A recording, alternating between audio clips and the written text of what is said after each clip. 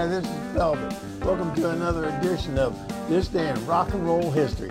Today is March 3rd, and we're going to go all the way back to 1966, let you know what was happening then, and on every March 3rd until we get back to today. All right? So sit down, buckle up, and let's get rolling. March 3rd, 1966, Neil Young, Stephen Stills, and Richie Fraze formed Buffalo Springfield in Los Angeles. Among the first wave of American bands to become popular in the wake of the British invasion.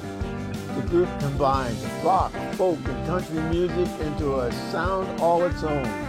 Its million-selling For What It's Worth became a political anthem with the turbulent late 1960s. That it did, I'm telling you. March 3rd, 1969, Led Zeppelin recorded their first BBC Radio 1 Top Gear session during the afternoon at Playhouse Theatre in London, England. March 3rd, 1972, Elton John released Rocket Man as a single. March 3rd, 1973, winners at this year's Grammy Awards included Roberta Flack, who won Song of the Year and Record of the Year with The First Time Ever I Saw Your Face, and Harry Nilsson won Best Pop Vocal Performance for Without You. March 3rd, 1979, the Bee Gees scored the fourth UK #1 single with Tragedy. Also today, the Bee Gees went to #1 on the U.S. album chart with Spirits Having Flown, the Brothers' second U.S. #1 album. March 3rd, 1990, during a world tour, Paul McCartney played the first of 6 sold-out nights at Tokyo Dome, Tokyo, Japan. The final night was broadcast live to venues in 10 other Japanese cities. March 3rd, 1994, and the Smashing Pumpkins were banned from appearing on BBC TV's Top of the Pops due to the content of the song's lyrics. The band's single, Disarm, was the week's highest new entry. March 3rd, 1995, the Foo Fighters made their live debut during a benefit show in Portland, Oregon. March 3rd, 1999, Oasis agreed to pay their former drummer, Tony McCarroll, a one-off sum of $935,000 after he sued the Manchester band for millions in unpaid royalties. McCarroll had been sacked from the band in 1995.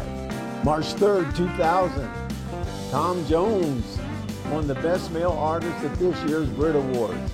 Other winners included Beck, won Best International Male. Macy Gray won for Best Newcomer. An outstanding contribution went to the Spice Girls. March 3rd, 2004, Elton John announced he was planning to marry his long-term partner David Furnish if new UK laws allowed it. March 3rd, 2005, 50 Cent released The Massacre, the follow-up to his 6-time platinum debut, Get Rich or Die Trying.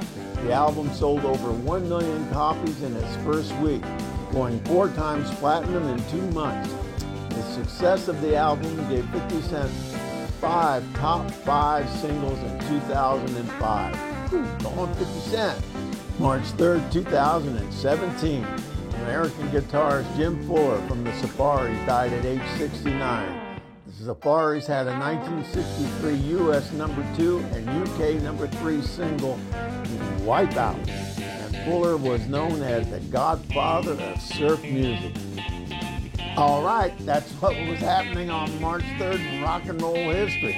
Now, if you want to learn more about what was going on in rock and roll, there's a link down below, and I urge you to go down there and hit that link and look up all the information you want, because all you have to do is put in a date and a year, and it'll spit it out to you, and you can educate yourself about this stuff, okay? Until I see you again, this is Old Pelvis saying, adios.